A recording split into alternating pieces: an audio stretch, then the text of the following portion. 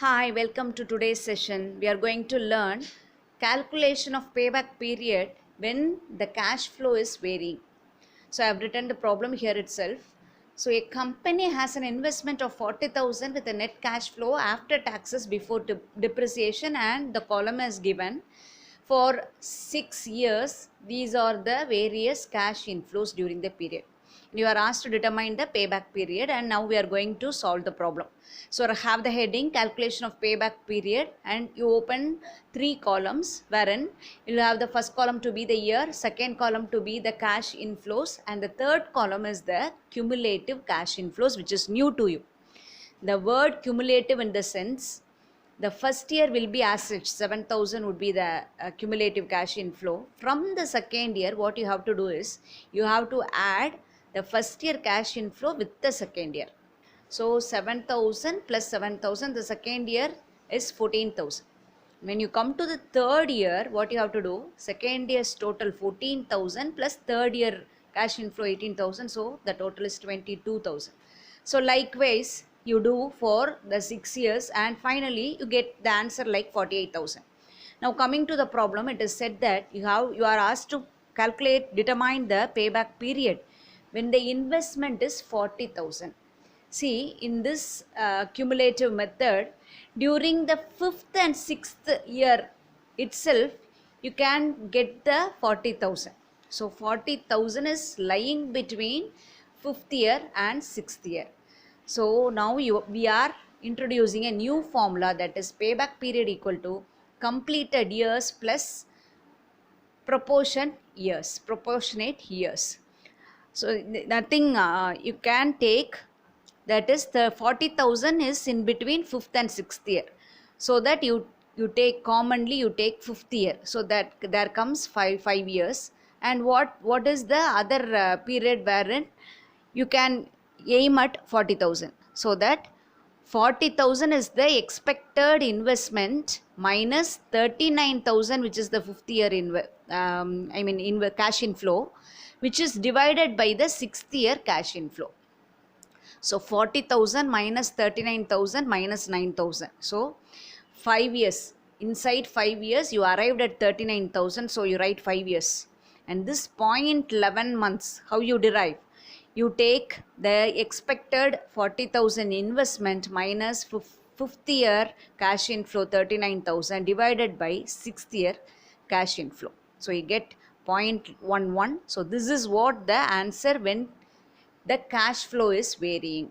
So 5.11 years.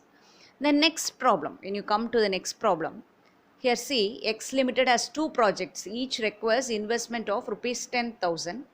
The company has 3 years payback period as cutoff.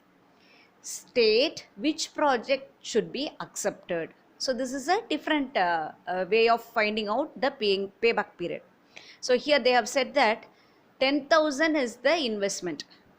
We have to find out which we could use for doing our project. So the year 6 years is given, and the project A and project B, and the cash inflows for the project A and project B is given. So same way you start opening the calculation of payback period. In bracket you write the investment is 10,000 each. So here year column, cash inflow for A and cumulative cash inflow for A, and cash inflow for B and cumulative cash inflow for B, the same method. So first copy down this for the prospective years. So 5,000, 4,000, 3,000, 1,000, and the last 2 years you don't have any cash inflow. After that, when you take for cumulative, what you have to do? First year it would be this as such 5,000. So 5,000 plus 4,000 you are getting 9,000, and 9,000 plus 3,000 you are getting 12. 12,000 plus 1,000 you get 13,000. 13,000 plus nil. So the same amount will come inside the cumulative. So like the same way come for the project B, and here you have 6 years simultaneously. So 1,000, 2,000, 3,000, 4,000, 5,000, 6,000. Cumulative, how you do? First year it would be 1,000 as such.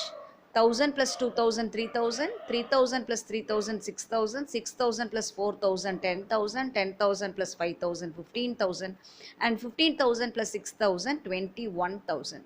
We have prepared the chart. For our problem, the investment is said to have been 10,000. So, for the project A, where you are attaining 10,000 between the second and third year. So, investment of 10,000 is lying between second and third year. So, like the same way you are using the formula. So, the second year you take 2 years. So, 2 years we need in order to get the investment of 10,000. Then after that what we are doing? The same way, 10,000 is the amount of investment minus 9,000 the second year inflow divided by third year inflow 3,000. So you get 2.33 years for project A. And here inside project B, directly when you are when you calculate the cumulative for the project B, you get 10,000 directly you get in the year fourth year. So B investment exactly lying on fourth year. So payback period is 4 years.